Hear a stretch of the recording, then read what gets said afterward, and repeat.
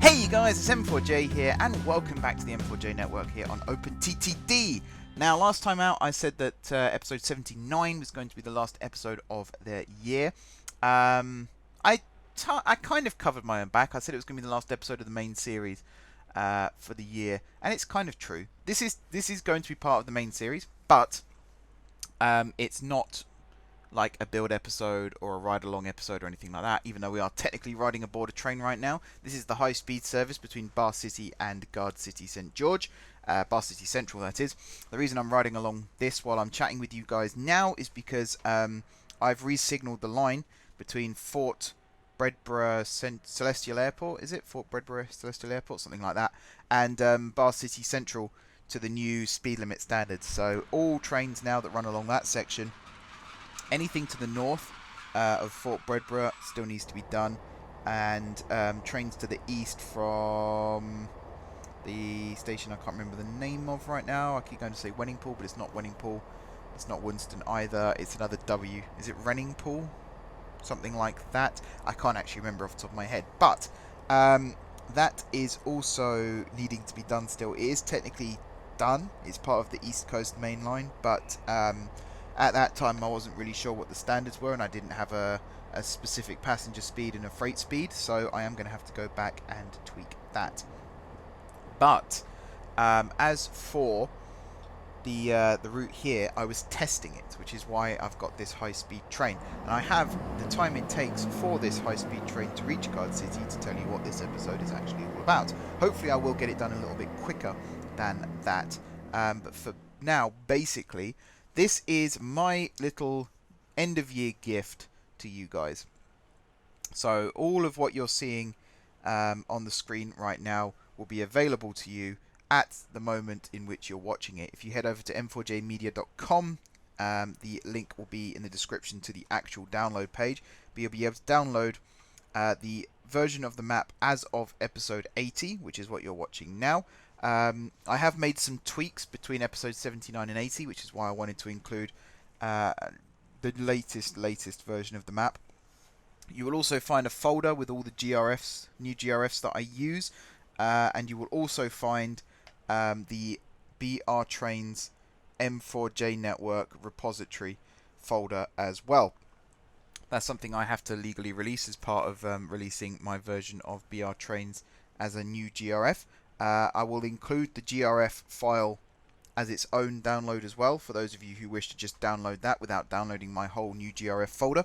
But basically, everything I've been promising you guys for the last however many months is now finally available to you. So the latest version of the map, the BRTrains M4J Network version, so that is every single train that was in the original BRTrains, plus the 313s, which were added in by myself quite recently, and then as many of them as possible have also got M4J Network livery variants now.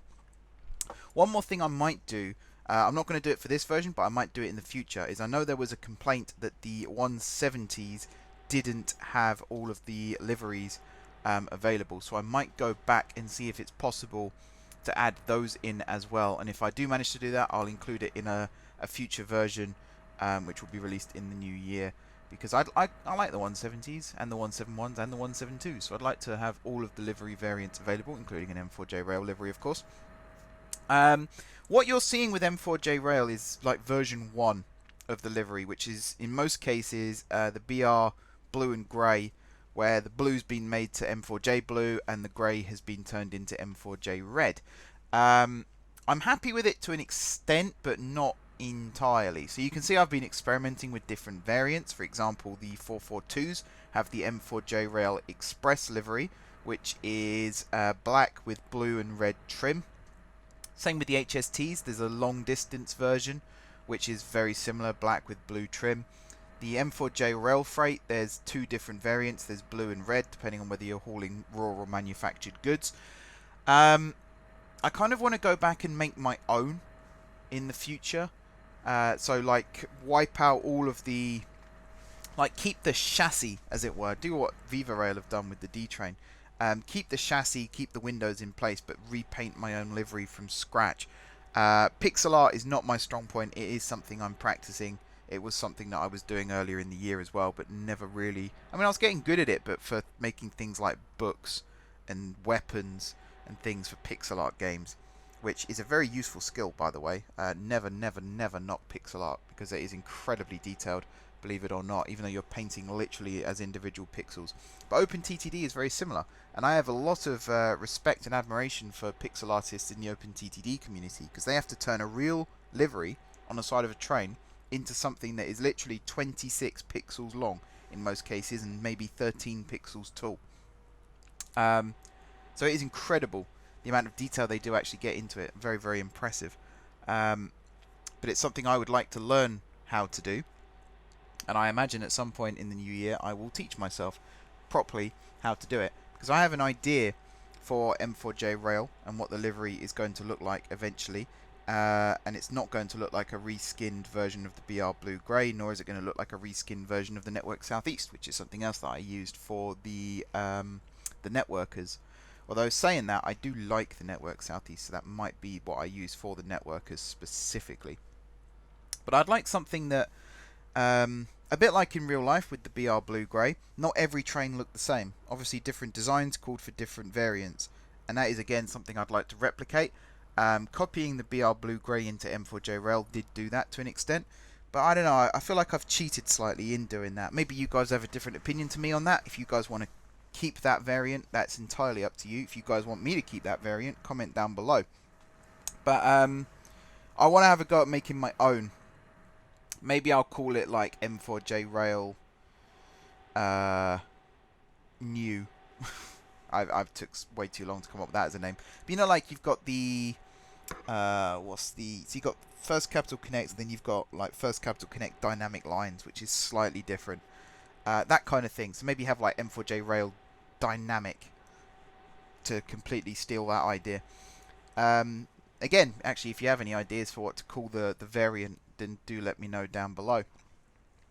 But so what does the map contain? That's the big question, because for a long time now I've been holding off on releasing the latest version of the map, and I wanted to get to a point where as much of it was complete as possible, and that included the lines in and out of Gardcity and Bahecity. Now Bahecity isn't complete. There's a whole section of track that you'll see that hasn't been connected up yet.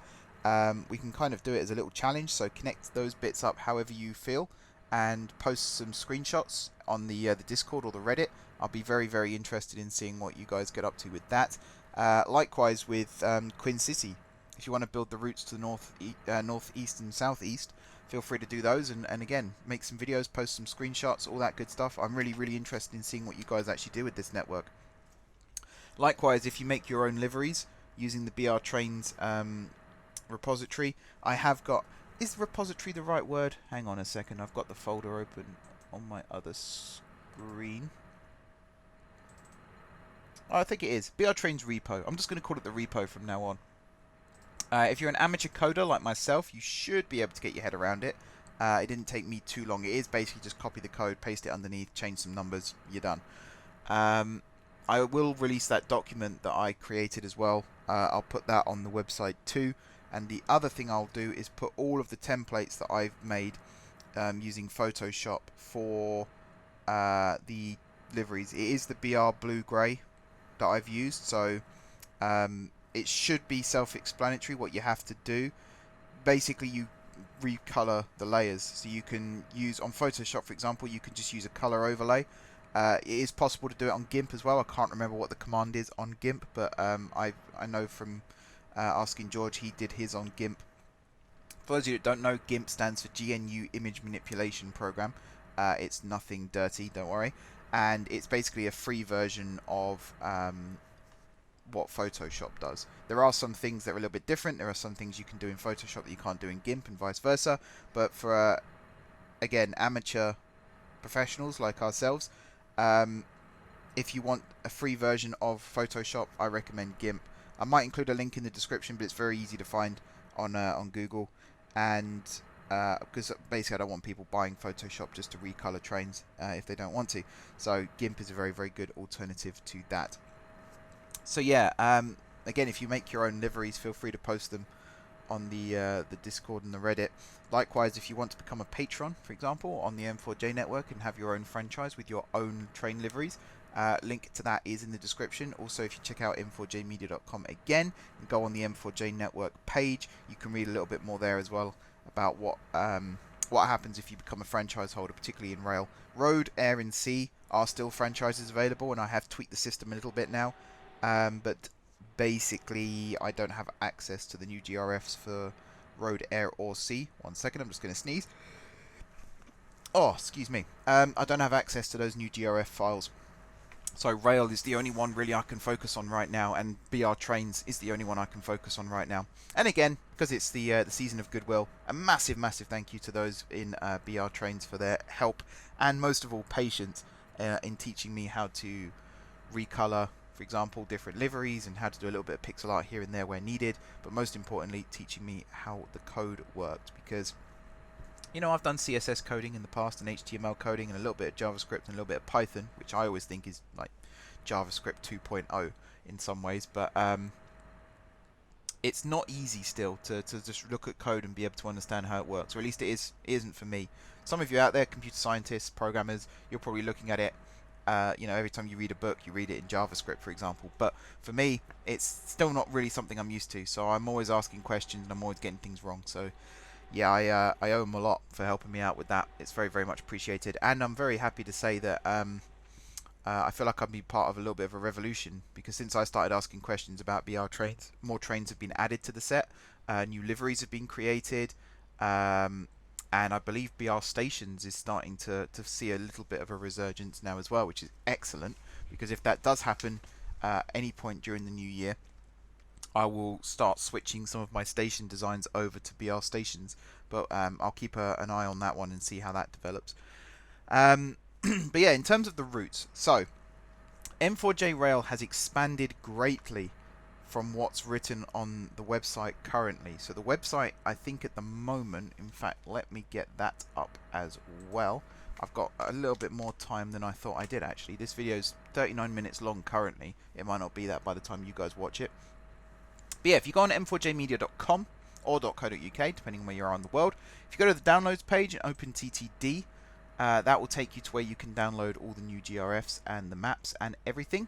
If you head over to Notable Series and the M4J Network, you'll be able to see the current M4J Rail franchise and where it expands to. So as of February 2020, it ran from Gardcity to Sunnington via the Western Reaches North and West Winds line, down to Fort Flonwood via Dintown on the southwestern, and then across to Nut Hill City Centre, Henning Hall Junction, and Winston Kylestra on the Great Eastern, and then up to Narfingburg Springs and Honningville on the Great Northern. Obviously, that's expanded a lot since then. During the summer, for example, we extended the Great Northern up to Warnbridge. We also extended the Great Western, which actually is technically part of this, but I'll come to that in a second. The Great Eastern has been extended down to Denston, and we've also added in things like the full Great Southwestern, the full Southern, the full Southeastern skeletal services at least. We've also added in the Grand Northern up the West Winds line, the entirety of the West Winds line from Gardcity St Elizabeth. We've also added in Bahecity Connect, Cross Region, Gardcity Connect. I'm trying to remember them all now, but I've got the game open as well, so I should probably stop guessing. The entirety of the HighSpeed network as well has also been added, the HLR. We're starting to add in Gardcity Overground and Underground, although one thing I'm going to be doing across the Christmas break, which will not be an episode, I'll do it independently, is go around and speed limit all of the Overground and Underground network and start running trains properly on all of those as well. So the franchises we have that are currently running are Bahecity Connect, East Coast Trains, Eastern Trains, which there is a difference, Gardcity Connect, Gardcity Great Eastern, Gardcity Great Northern, Gardcity Overground, Gardcity Southeastern, Gardcity Southwestern, Gardcity Southern, Gardcity Underground, Gardcity Western Railway, which is its own independent franchise. It's part of the Patreon tier rewards.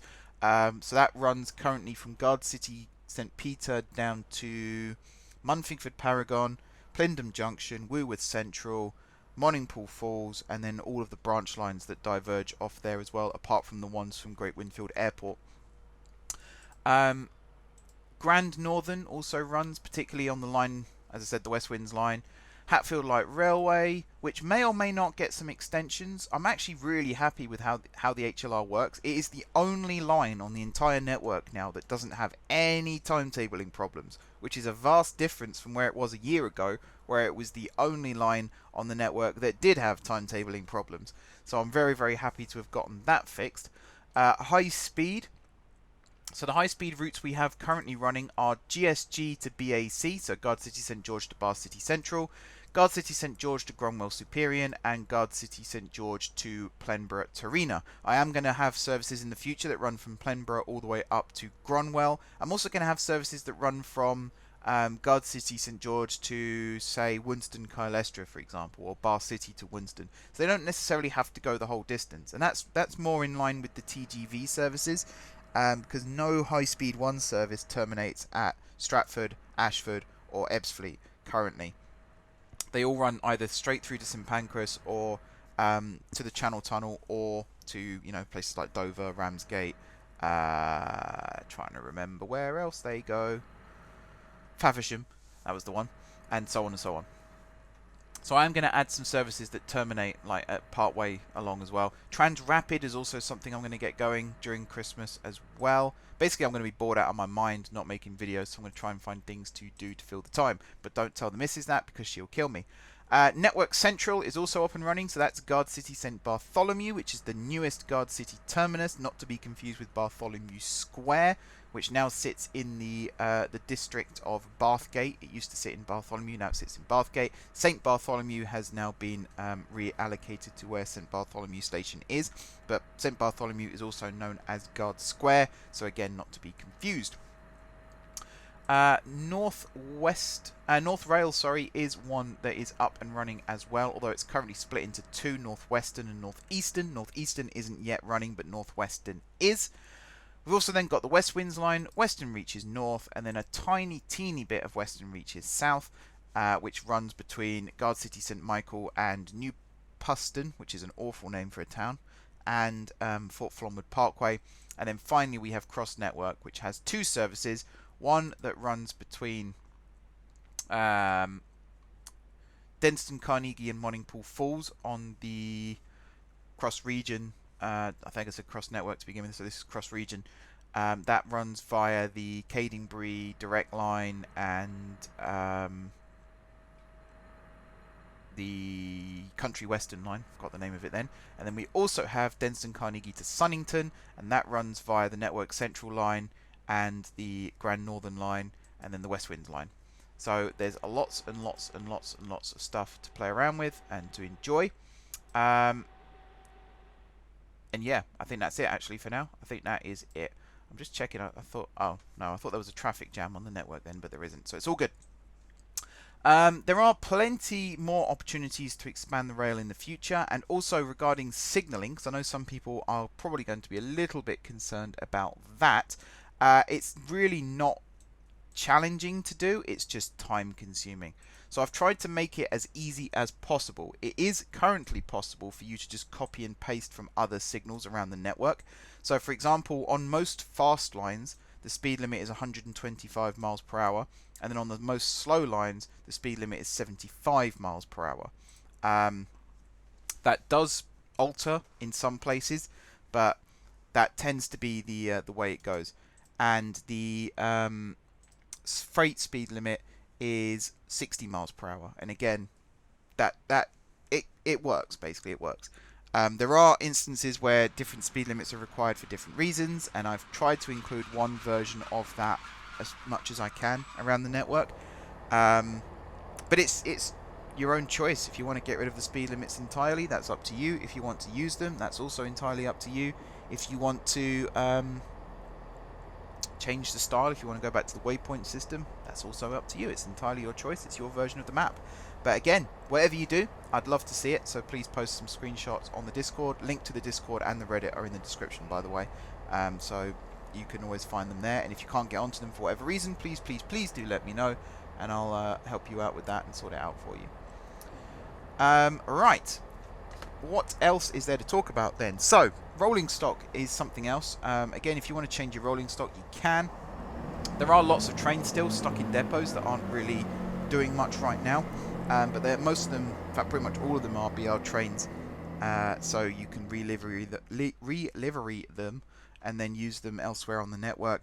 Another reason why I went off the waypoint method and started using signals is so it was easier to move trains from one part of the network to another, which again is something I will be doing in the future. I have a plan to build like a big train manufacturing facility somewhere in the center of the map. I think I've mentioned this before, and have it closely accessible to...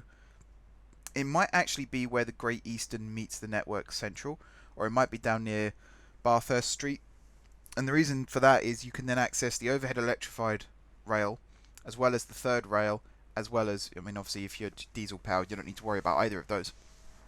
But to try and make it as central as possible, but also connected to all of the three variants of power as well, so that all new trains in the future will come from there and will run to their maintenance depot, and then from there will be assigned to services. I don't know how feasible that's going to be. I do quite like the system I have at the moment of just buying on site as and when needed.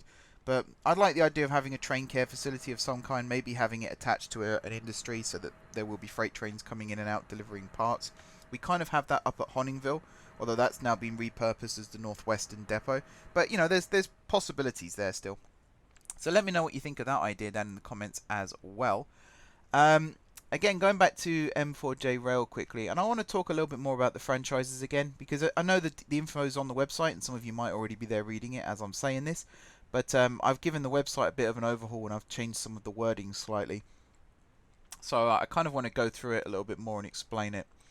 So Gardcity Great Western is a very good example of an independent franchise. It's run by George. It's got its own livery, its own logo, and in the game at the moment it's part of M4J Transport. But again, once you download it, you might want to change it over. For example, I am still looking at the possibility of setting up an online server for that purpose. I'm actually in touch with someone who's developing something that may or may not be of assistance, so we'll see how that pans out. But yeah, eventually it'll be a case of franchise holders will run their own services, and they'll just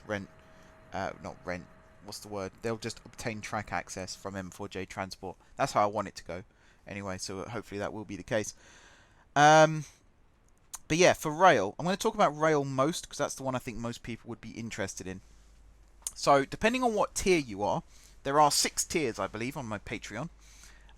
Each tier offers you different rewards. Some of them, the lowest tier, $1 a month, you get to name, I think it's a bridge. Let me find out that as well, actually, because I don't want to be guessing and give you guys the wrong information. So yeah, M4J Basic is $1 a month, and you get to name a small branch line in the M4J network. For $5 a month, I think it is, you become M4J Intermediate, and you can name an intermediate route, which is a 2-track branch line or main line, and you can name a bridge or a tunnel anywhere on the network. For $8.50 a month, or $10 a month, you can join M4J Intermediate Plus, which is name a main line route, any size that hasn't already been named. Name a junction, small or medium. So for example, we have Triangle Point, which is the depot of the Network Central. That's the name of that junction currently, but it might not be if you become a patron and want to change it. And you can name a bridge or tunnel anywhere on the network. M4J Silver is where it starts getting interesting. So you can name a mainline route of any size, you can name a junction, small or medium, you can name a bridge or tunnel, and you can take control of 2 small franchises on the network. You can pick from rail, road, air, and sea. Only 1 franchise per mode. So 1 rail, 1 road, for example, or 1 road, 1 air, whatever it might be. Then you've got M4J Gold, which is name a mainline route. Oh, sorry, I forgot to mention these. So M4J Silver is $15 a month, and then M4J Gold is $20 a month. And you can name a mainline route of any size. You can name a junction, medium or large, so basically any size. Name a bridge or tunnel anywhere on the network. Take control of 2 franchises of any size on the network, so it's not restricted by size.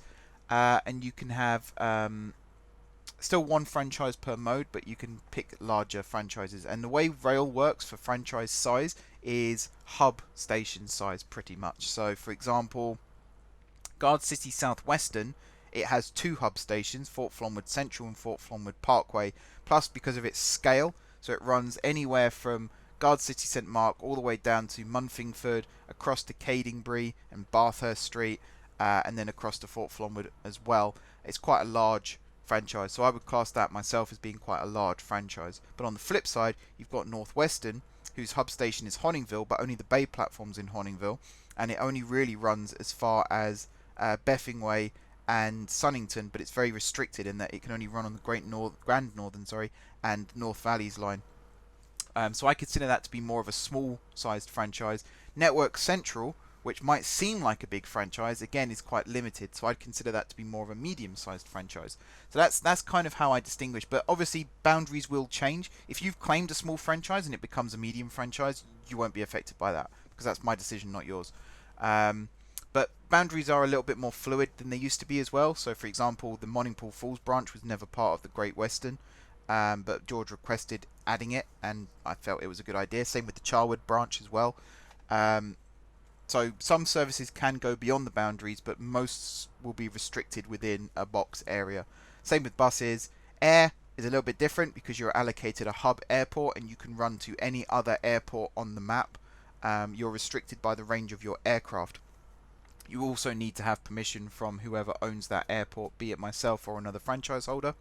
But you're a bit more unlimited there. And it's kind of the same for C, because they're the 2 least restricted franchises. So with C, you can run to any other dock that you can reach, providing you have permission from the person who owns that dock. Finally, you have M4J Excelsior, which is the Uber class, $25 per month. You can name a mainline route of any size, you can name a junction of any size, you can name a bridge or tunnel, take control of 3 franchises of any size on the network, again 1 franchise per mode, so you can have basically 3 of the 4 options. You can have, oh sorry, I forgot to mention for Gold, you can also name 3 vehicles per franchise. So George has named his vehicles, I will get to name those vehicles. The route overview for the Great Western was meant to include mentioning that HST's name, but I forgot to include it in the video. So next time we go to the Great Western, that vehicle will be named, and I will deliberately make sure that I choose the vehicle that has been named, because those were sent to me, oh god, months and months ago now, and I forgot to add them in. So George, if you're watching, I apologise for that, but I have got them written down. They will be in the game.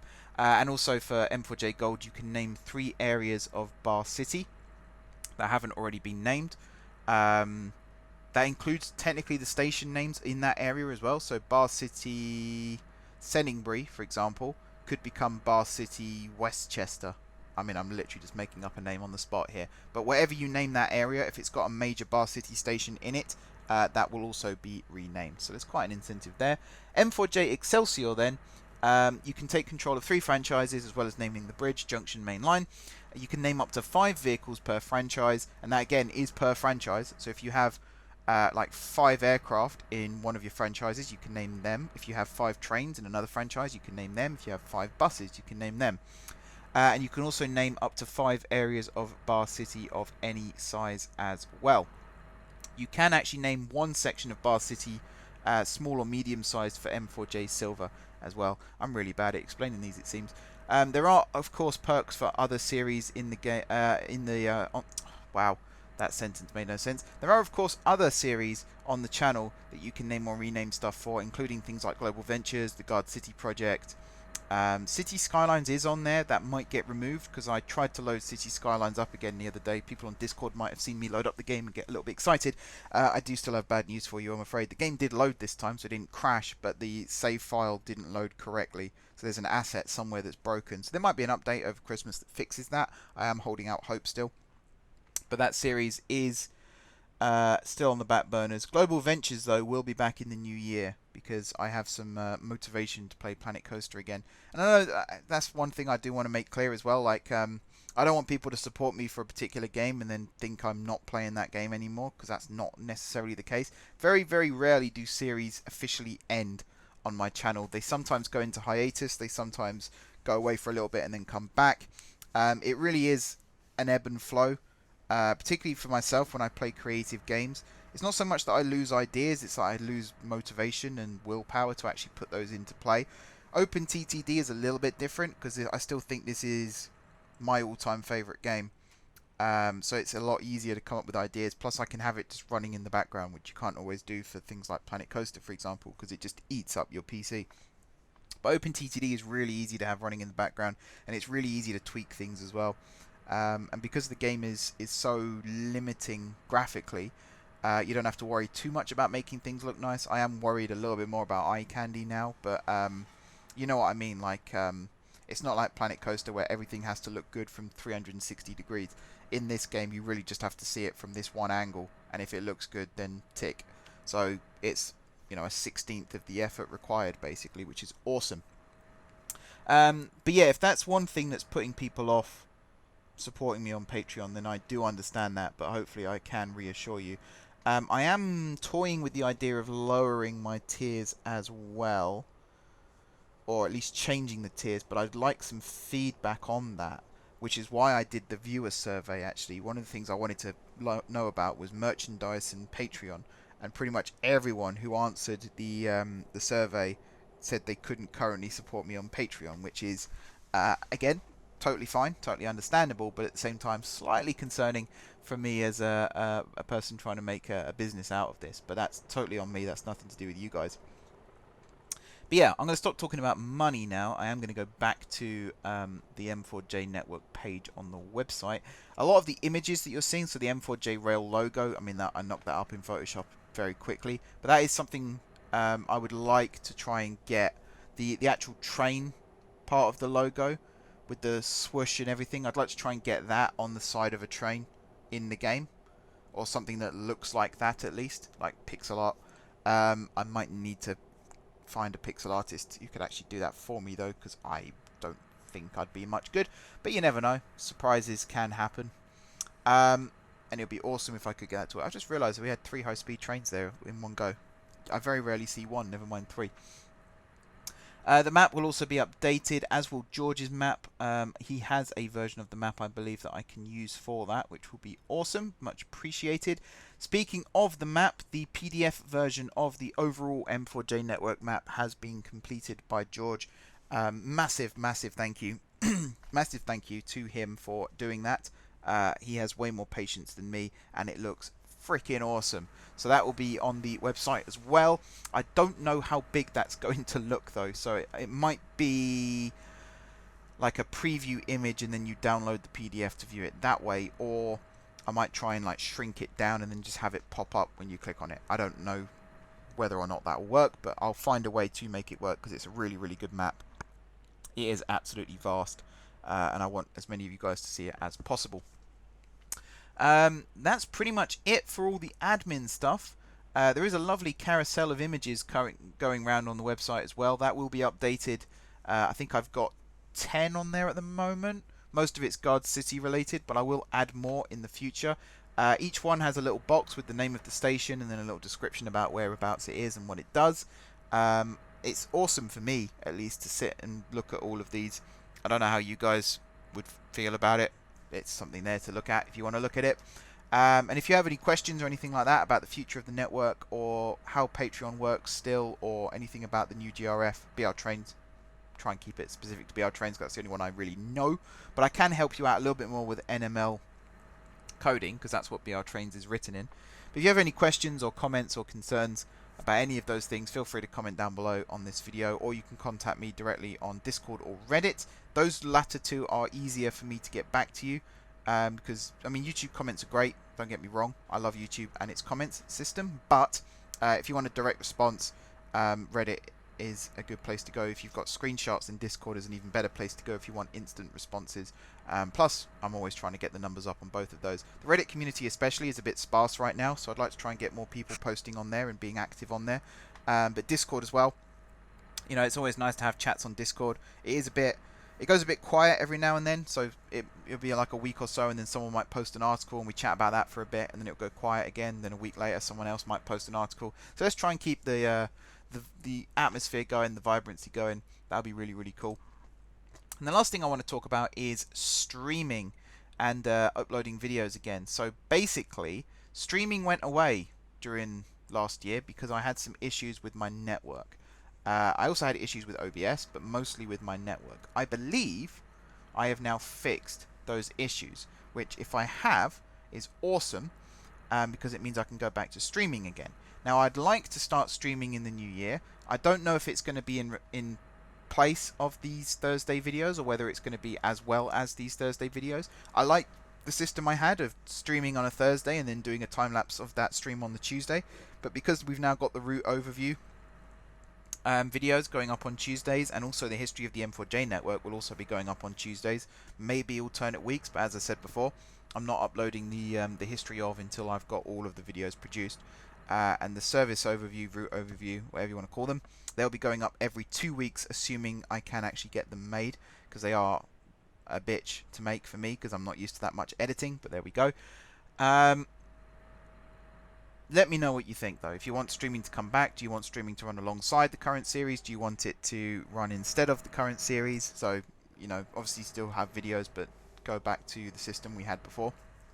And please, please, please, if you haven't done so already, fill out the viewer survey. It's still up. I'm going to keep it up for another couple of months, I'd say, maybe even to a year since I posted it. Please go fill it out. It really does help me out. It lets me know the kind of things you want to watch and how and when you want to watch them. So if you are one of these people who thinks, you know, I'm uploading something on the wrong day, there's your opportunity to tell me. So please, please, please do fill it out if you haven't done so already. Right, train is pulling into GSG. I just about made it. You get to see probably the busiest part of the network right now in terms of train movement. We've got all the freight trains coming in and out of Gardcity North. We've got the overground running around the loops. We've got the trains heading down towards Bartholomew Square. We've got the trains running in and out of GSG on both the fast and slow lines. And then right here in the middle of the screen, you've got the Class 373 arriving at, is 373, isn't it? Yeah, 373 arriving at GSG. I really like this part of the network. It is one of my favorite bits. I'm a big fan of it, and I know that some of you guys like this part more than most as well. So I'm really pleased that I got to build this. Gardcity South is starting to look very similar. GSMA, for example, is very busy now. The Western Bay platforms, as I said last episode, are pretty much chocker. I will keep looking to see if there are spaces, and if there are, I'll try and capitalize and get extra services to run into there. I know we had some ideas suggested to run trains to Guard Lake instead. That won't work, but there is a possibility to run some trains to Gardcity St George, and there is also a possibility to extend along the third rail system up to Flame Junction and use that as a terminus as well, but I don't know how well that would work. Anyway, thank you very much everybody for watching this video. Thank you everybody who's been watching the series this year. It is very much appreciated. Go and enjoy the network. Let me know any feedback that you have down in the comments or over on Discord or over on Reddit. And like I said, please do post videos and screenshots and everything that show me what you're doing with the network. I really am interested in seeing what you guys are getting up to with it. And yeah, do please enjoy it as well. A lot of hard work's gone into it, and it's all there now for you guys to enjoy. So thank you very much for watching throughout the year. Don't forget to hit the like button if you enjoyed the video, and of course if you're enjoying the series, drop some comments down below with ideas for future episodes. If you haven't already subscribed to the channel, be sure to hit the subscribe button. If you have already subscribed to the channel, thank you guys for your continued support. Have a great holiday season, and hopefully a prosperous new year. And until next time, I will see you soon.